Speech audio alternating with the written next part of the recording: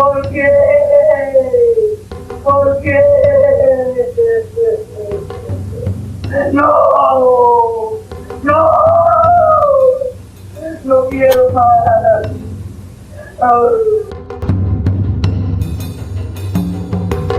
Colombia, a country celebrated for its vibrant culture and stunning landscapes, was once overshadowed by a horror that touched the lives of countless families. Between the early 1990s and late 1990s, a wave of disappearances gripped the nation, leaving parents in despair and communities on edge. Boys aged 6 to 16 vanished without a trace, taken from places they should have been safe. Playgrounds, busy streets, even their own neighborhoods. It was a mystery that baffled police and terrified the public. As fear grew, so did the haunting realization that these were not isolated incidents, but the calculated work of a predator who would become known as one of the most prolific serial killers in history. This is the story of Luis Alfredo Garavito, the man who would be called the Beast. Luis Alfredo Garavito was born in 1957 in Geneva, Colombia, into a life filled with hardship. He was the eldest of 7 children in a family marked by extreme poverty and relentless abuse. Garavito's father was a violent alcoholic, whose cruelty set the tone for Luis's early years. Growing up, Garavito endured constant beatings, neglect, and emotional torment.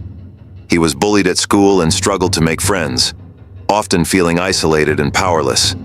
By the time he reached his teenage years, Garavito had developed severe behavioral problems. He dropped out of school and drifted through a series of low-paying jobs, struggling to find stability. His life was one of rootlessness and growing anger, a dangerous combination that would eventually explode into unimaginable violence. In the early 1990s, Colombia was already a nation accustomed to violence, but the disappearances of young boys brought a new kind of terror. Parents would send their children out to play or run errands, only to never see them again. Missing person reports piled up, and with each new case, the fear in the community grew. The boys were often from poor backgrounds, easily lured by the promise of money, food, or small gifts. They were sons, brothers, friends, innocent children who were being hunted. For years, Garavito moved from town to town, carefully avoiding detection. He disguised himself as a street vendor, a monk, or a charity worker, using these personas to gain the trust of his victims. To a child living in poverty, a friendly man offering help was not seen as a threat. But once Garavito had them alone, he revealed his true nature. In isolated fields, abandoned buildings, and hidden rural areas, he would torture and kill. The scenes left behind were ones of unimaginable horror.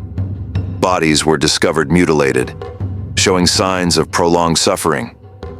Forensic evidence painted a picture of a killer who thrived on inflicting pain and terror. Despite the growing number of victims, Garavito managed to evade capture for years. His ability to blend in and move freely across regions made him a ghost to the authorities.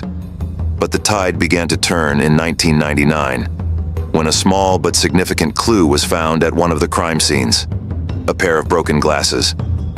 Investigators traced them to an optician who remembered a peculiar customer, Luis Garavito. With this lead, police were able to track Garavito's movements and eventually arrest him in a small town. His capture would unveil the full extent of his gruesome acts. Under interrogation, Garavito confessed to the murders. His confessions were chilling as he detailed the methods he used and the pleasure he derived from his actions. He recounted specific dates, locations, and descriptions of his victims, showing an almost photographic memory for the lives he had taken. In total, Garavito admitted to killing 172 boys, but investigators believe the real number could be over 300. His admissions confirmed what many had feared, that Colombia had been stalked by one of the world's most prolific serial killers. Luis Garavito was charged with multiple counts of murder, sexual assault, and other crimes against children. His trial was a somber spectacle, with the families of his victims present, seeking justice for their lost loved ones. The sheer scale of Garavito's crimes was staggering, and his lack of remorse only added to the public's outrage. He was sentenced to 1,853 years in prison, a sentence that reflected the horror of his actions. However, due to Colombian law, which limits sentences to 30 years, and because Garavito cooperated as a witness, his sentence was reduced to just 22 years. The news of Garavito's reduced sentence sparked a wave of anger across Colombia. Protests erupted, and there were calls for legal reforms to ensure that those who commit such heinous crimes could never again escape the full weight of justice. For the families of Garavito's victims, the thought of his potential release was a haunting prospect, a reminder that the system had not delivered the closure they so desperately sought. Garavito's crimes left a profound and lasting impact on Colombia. Beyond the horrific loss of life, his actions shattered the sense of safety in communities across the nation. Parents became more protective, and the scars of his violence ran deep. The case also led to significant discussions about the need for legal reforms, particularly regarding sentencing for serial offenders. While some changes were made, the debate continues, fueled by the pain of those who lost their children. Garavito's legacy is not just one of horror, but also of resilience. The families of his victims have fought to keep the memory of their loved ones alive, pushing for a justice system that truly reflects the severity of such crimes. Though Garavito remains behind bars as of August 2022, the fear of his potential release serves as a reminder of the ongoing battle for justice and the need for continued vigilance. Luis Garavito, the Beast, stands as a dark figure in Colombia's history, a reminder of the depths of human cruelty. His story is not just about one man's monstrous acts, but also about the strength of those who continue to fight for justice in his wake. As we remember the victims, we are reminded of our duty to protect the most vulnerable among us. Their lives, though tragically cut short, continue to call for change, urging us to create a world where such horrors can never happen again. This was the story of Luis Garavito, a man who became a monster. May we honor the memory of his victims by working towards a safer, more just world where every child can live without fear. Their voices, though silenced, echo through our actions, calling for a better tomorrow.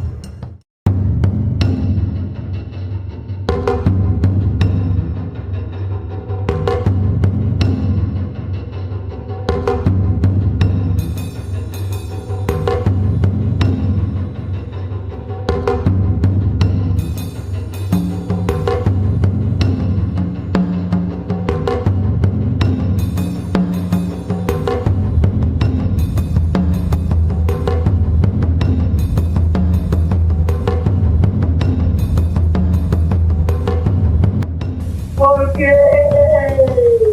¿Por qué? No, no, no quiero más.